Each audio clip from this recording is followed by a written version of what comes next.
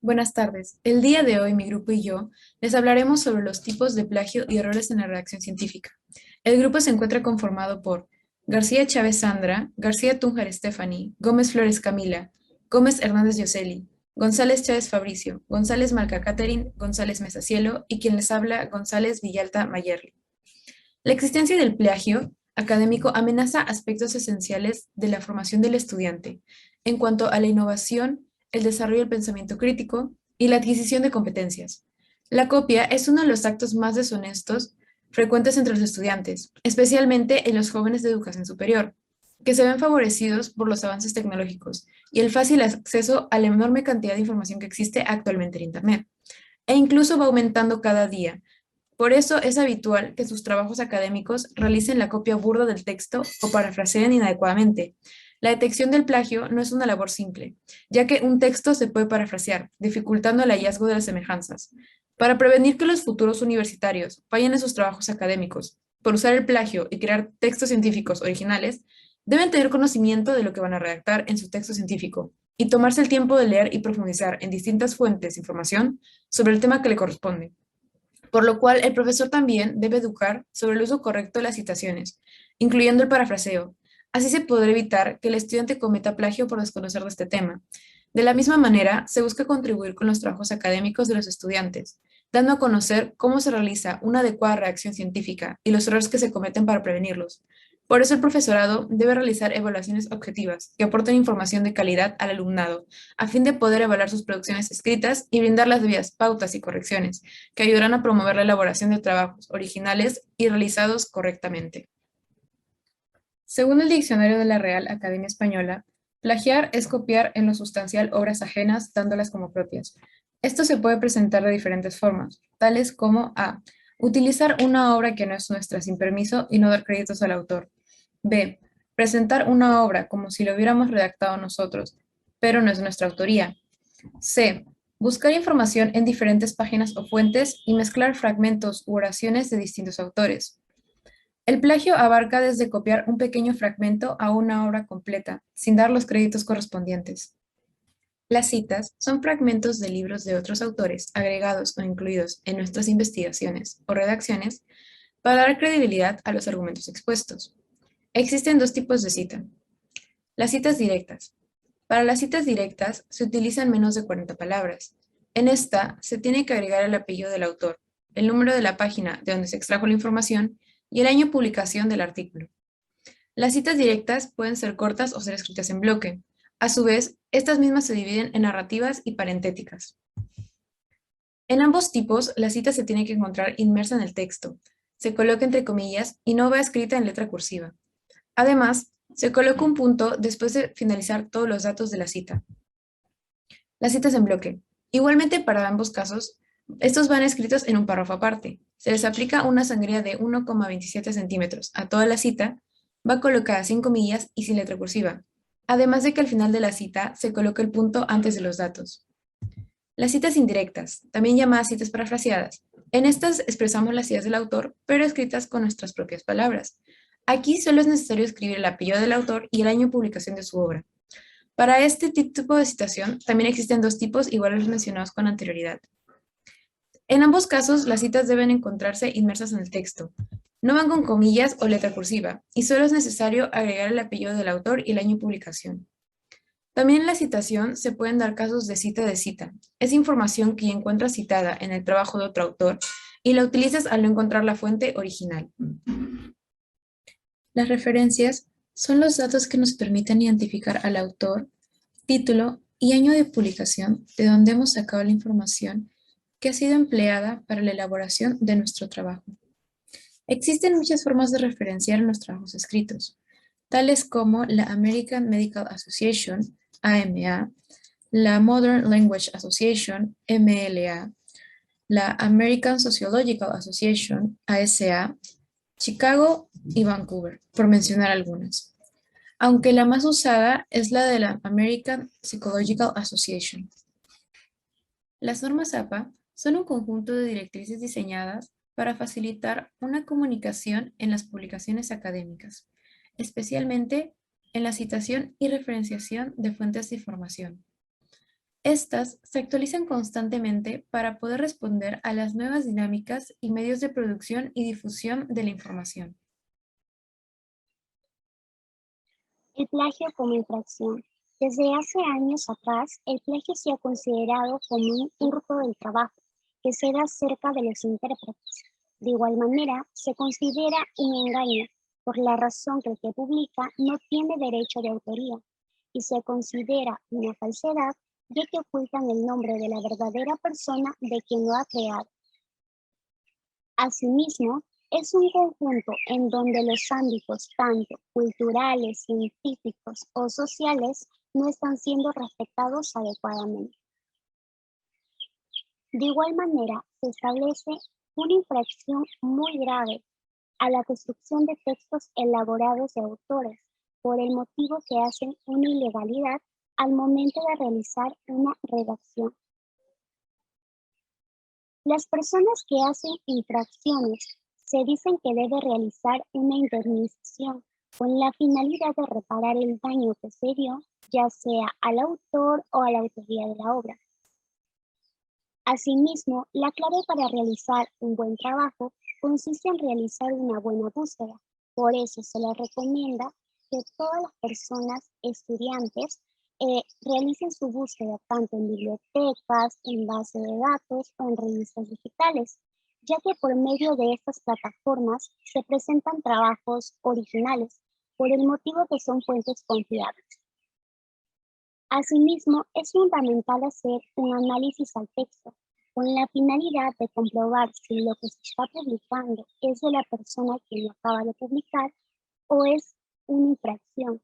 Esto se da con el propósito de defender los derechos de los autores. Las infracciones de plagio se dan en dos direcciones. Una es la defensa por los autores o intérpretes. Esta infracción se comete en muchas ocasiones debido de que no se brinda un buen reconocimiento en los textos o en las redacciones haciendo uso de una cita o de una referencia.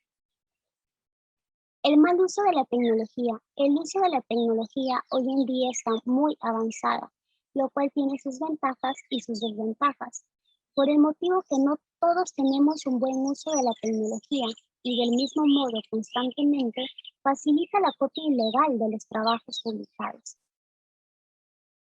Asimismo, hay dos ejemplos de las universidades de Colombia que se dio en el año 2012 de cuando los estudiantes cometían el tipo de infracciones. En la Universidad Nacional llamaban la atención, perdían la materia del curso los estudiantes y se daba la expulsión por 3 años. En la Universidad Javeriana se daba la suspensión, perdían la materia del curso y en este caso la expulsión era definitiva de la universidad. A continuación le pase a mi compañera para que le siga explicando un poco más acerca de este tema.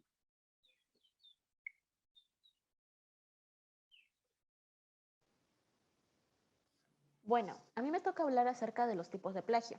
Los tipos de plagio son 9. Autoplagio por duplicación, citación incorrecta, citación omitida, plagio voluntario, deliberado o intencional, plagio involuntario, accidental, por ignorancia o inconsciencia, el plagio collage, el parafraseo inadecuado, plagio por adjudicación y copia de una traducción.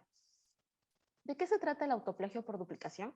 Este tipo de plagio se trata más que todo de que el autor copia de manera parcial o total el trabajo de otro. La citación incorrecta se trata más que todo de que el autor tiene las referencias y las fuentes reales, pero no las consulta, no se sabe si la información es correcta. La citación omitida, mientras tanto la citación omitida se trata más que todo de que el autor utiliza las ideas, frases del autor original, pero no lo cita al autor, entonces estaría utilizando plagio. El plagio voluntario, deliberado o intencional se trata más que todo de que el autor es consciente de que está haciendo plagio. El autor sabe de que debe de citar al autor original, pero no lo hace. Sabe que es un acto indebido, pero aún así él utiliza plagio más que todo solo por su satisfacción, ya sea académica o tal vez de manera económica. El tipo de plagio, el plagio involuntario, accidental, por ignorancia o inconsciencia, se trata más que todo, es más común en adolescentes, jóvenes, estudiantes, en las que no saben que deben de citar al autor, no saben que al hacer plagio de las ideas de otro, están en contra de los derechos de autoría. Por lo tanto, ellos estarían haciendo plagio, pero de manera inconsciente. El plagio collage es más que todo agarrar las ideas de distintos autores y unirlas en una sola. Utilizan las ideas de distintas fuentes, pero lo unen en una sola para poder realizar una sola frase o una sola idea. El parafraseo inadecuado se trata más que todo de que el autor no sabe parafrasear. Puede tener la idea correcta, puede tener la fuente correcta, pero el autor no sabe utilizar el parafraseo, entonces la información va a ser inválida. Simplemente su trabajo no va a ser correcto. El plagio por adjudicación es de manera muy similar al autoplagio por duplicación, solo que aquí también interviene el parafraseo. Entonces vendría a ser el plagio de manera total o parcial, o también puede ser de manera de parafraseo. La copia de una traducción es copiar de manera literal de otro idioma al idioma de que se necesita hacer el trabajo, ya sea en inglés a español u otro idioma, ya sea alemán, portugués, pero al español o al idioma de que se necesite. Bueno, ahora le voy a dar pase a mi siguiente compañero. Gracias. La gran cantidad de casos de plagio en las redacciones científicas, además de la dificultad para ubicar la fuente de origen entre infinidad de documentos que están publicados en la web, originaron el diseño de dos métodos para la detección del plagio. Estos son el método intrínseco y el método extrínseco. El método intrínseco se basa en descomponer y analizar el texto en fragmentos buscando distintos estilos de escritura. En otras palabras, los cambios de vocabulario, ya que esto puede ser señal de que otros autores contribuyeron en la redacción sin ser mencionados. El método extrínseco trata de buscar coincidencias textuales comparando el texto estudiado con otros documentos en línea, que incluye resultados de búsquedas de Internet, documentos de pago, bibliotecas virtuales, o incluso se pueden comparar dos o más textos seleccionados manualmente. Estos dos métodos pueden ser utilizados a la par para lograr una mayor eficacia, ya que el primero reduce el tiempo de análisis, descomponiendo la redacción en fragmentos cuya autoría es dudosa, mientras que el segundo trata de determinar la autoría original de dichos fragmentos. Cabe recalcar que el uso de estas herramientas es de mucha ayuda. Sin embargo, siempre debe estar presente un docente que pueda precisar si se ha dado plagio. Diversas instituciones educativas han implementado el método extrínseco con el objetivo de enseñar a su alumnado a crear redacciones originales. Por ello, en esta ocasión, expondré sobre los programas que se basan en este método.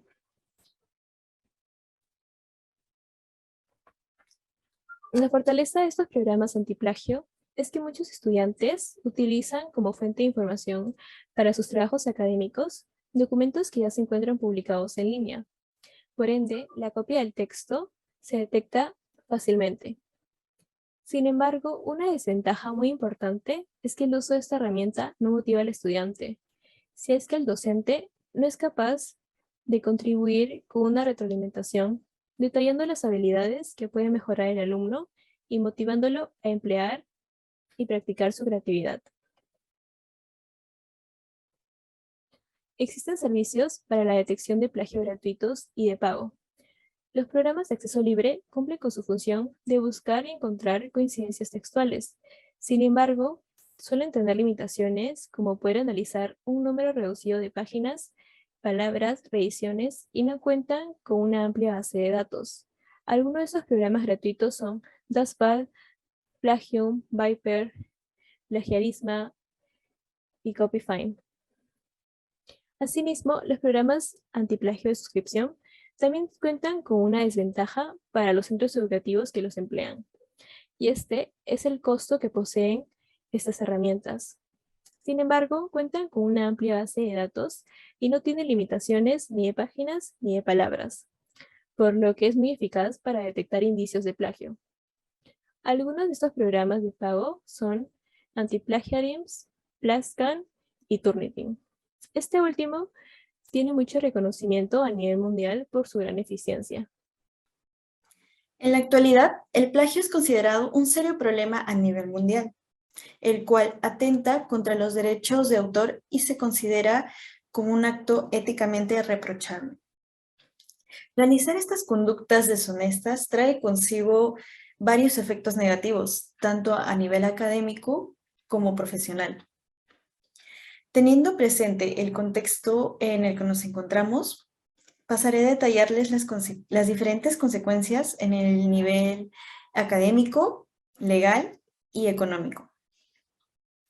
Frente a esta situación, las universidades tomaron ciertas medidas para prevenir este fraude académico. Una de ellas sería básicamente realizar una amonestación escrita, en la cual se informa al estudiante la falta cometida y recibe una llamada de atención. La segunda medida radica en la suspensión temporal del alumno hasta por 2 semestres académicos. Y por último, tendríamos a la separación definitiva del estudiante, la cual hace referencia a que éste no puede volver a ser admitido nuevamente en dicha institución. Ahora pasemos a las consecuencias legales. Quienes cometan estos actos de deshonestidad académica serán sancionados de 2 maneras.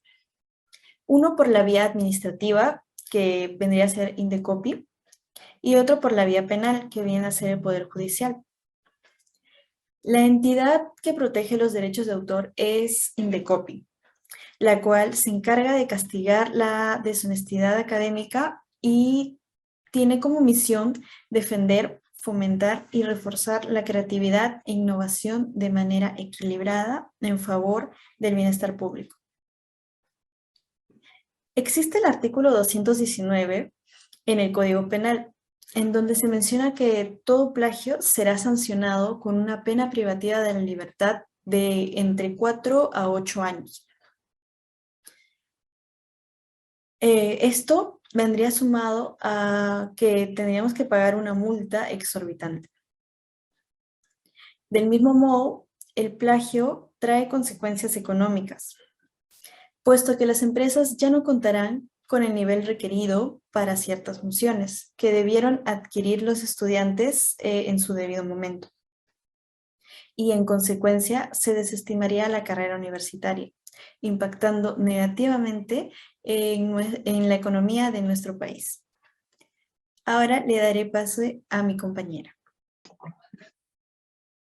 La redacción científica. La redacción científica es una investigación que se da a base de información recolectada en las diferentes fuentes confiables. La información textualizada tiene que ser de manera clara y precisa para que tanto estudiantes como maestros logren entender el tema requerido con facilidad. Para poder elaborar una correcta redacción científica, tenemos que tener en cuenta ciertas reglas que van acorde con el tema que estamos buscando la información. También es necesario tener una buena ortografía y gramática a la hora de redactar el tema de interés, ya que si no contamos con estos conocimientos básicos a la hora de redactar, el lector no va a entender el tema de la manera adecuada o como nosotros quisiéramos que lo entienda. Ahora, para lograr una correcta redacción científica es un poco tedioso, porque para la mayoría de los estudiantes, al cursar la secundaria, no recibieron la información adecuada para poder elaborar este artículo. Es por eso que en la actualidad muchos de nuestros estudiantes se complican a la hora de redactar. Ahora, el artículo científico es un informe escrito y publicado que muestra los resultados a través de una información obtenida de una amplia investigación. El artículo científico es el resultado de toda esta investigación que hemos hecho. Estos artículos pueden ser publicados en las miles de revistas o repositorios también. Solo después de esto es que el artículo empieza a formar parte del conocimiento científico. Una vez elaborado este artículo, lo podemos llamar de esta forma, porque mientras está en proceso de investigación, todavía no es un tema certero.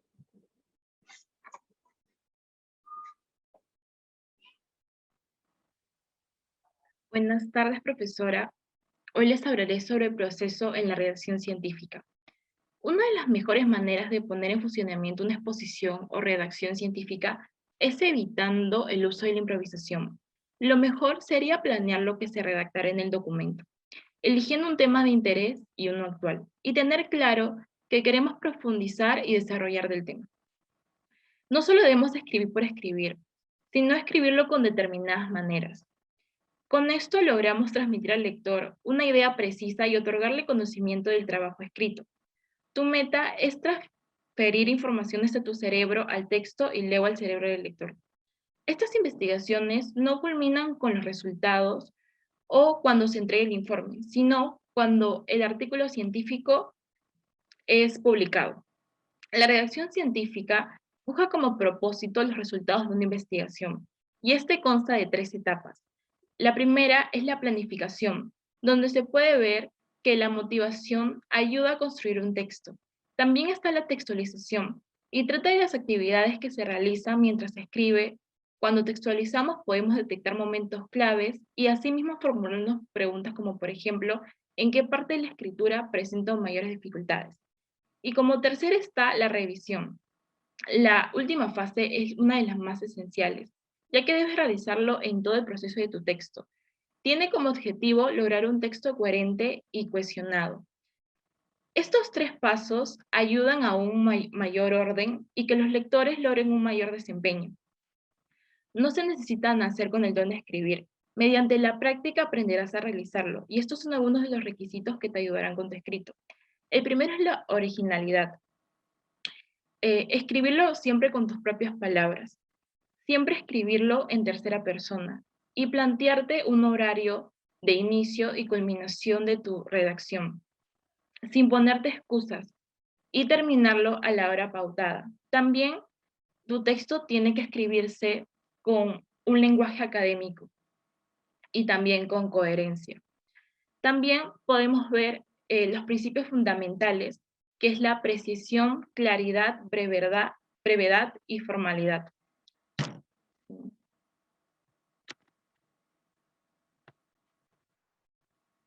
En la estructura de la redacción. Debido a la gran cantidad de redacciones científicas, tanto como los autores y editores deben de tener un sistema de comunicación, y este debe emprenderse, ser uniforme y breve. Es por ello que se estableció en el año 1972 por American National Standards Institute, estableció como norma para la presentación de artículos científicos el formato IMIRID, que consta de la introducción, métodos, resultados y discusiones. Es a redactar un artículo científico. Título, esa es la parte más importante de un artículo científico. Se debe evitar de escribir con mayúsculas en su totalidad. También se debe evitar que sobrepase las 15 palabras según las normas APA. También se debe evitar las abreviaturas, paréntesis, puntos finales, signos, jergas e ironías, porque podrías confundir al lector. En los autores se debe evitar la omisión de los datos. También en el resumen se debe evitar la traducción de información, porque podrías cambiar el sentido original del texto, y también se debe evitar las inclusiones, referencias o citas bibliográficas, porque hacer resumen no es introducción. En la introducción se debe evitar el enunciar problemas sin justificar razones. Tampoco se debe iniciar repitiendo el resumen. Y también no se debe evitar o omitir los resultados más importantes, ya que podrías aburrir al lector y por ende deje de leer. En las palabras clave se debe evitar las abreviaturas desconocidas o ambiguas, ya que podrías confundir al lector porque son desconocidas, porque tal vez tú las creaste, o ambiguas, ya que son demasiado antiguas. Y también se debe evitar el exceso y el desorden de las palabras clave. En el desarrollo, se debe evitar una perspectiva localística, porque los lectores no te van a comprender, ya que sea pues de un pueblito o de una ciudad. Todos los lectores tienen que comprenderte, así que debes evitar las perspectivas localísticas. Y también se debe evitar el plagio, sobre todo el voluntario. Y también el involuntario. En los resultados, las figuras deben citarse en forma zapa y las tablas deben ser correctas y precisas. En las conclusiones, no debes limitarte a resumir. Tampoco debes forzar los datos. Conclusiones. En cuanto lo abordado anteriormente, el plagio es un acto indebido, ya que no se brinda el reconocimiento al autor original, los cuales hay diversas maneras, ya sean voluntarias o involuntarias. Para evitar el fraude académico y robo de ideas, se debe utilizar las citas, o si no, se aplica precauciones que pueden ser desde sanciones universitarias hasta sanciones legales. En el artículo 119 del Código Penal, el que especifica más los detalles de esta sanción. Con el avance de la tecnología, se crearon programas para detectar plagio y errores en los artículos científicos. Gracias. En cuanto lo abordado anteriormente, el plagio es un acto indebido, ya que no se brinda el reconocimiento al autor original, los cuales hay diversas maneras, ya sean voluntarias o involuntarias. Para evitar el fraude académico y robo de ideas, se debe utilizar las citas, o si no, se aplica precauciones que pueden ser desde sanciones universitarias hasta sanciones legales. En el artículo 119 del Código Penal, el que especifica más los detalles de esta sanción. Con el avance de la tecnología, se crearon programas para detectar plagio y errores en los artículos científicos. Gracias.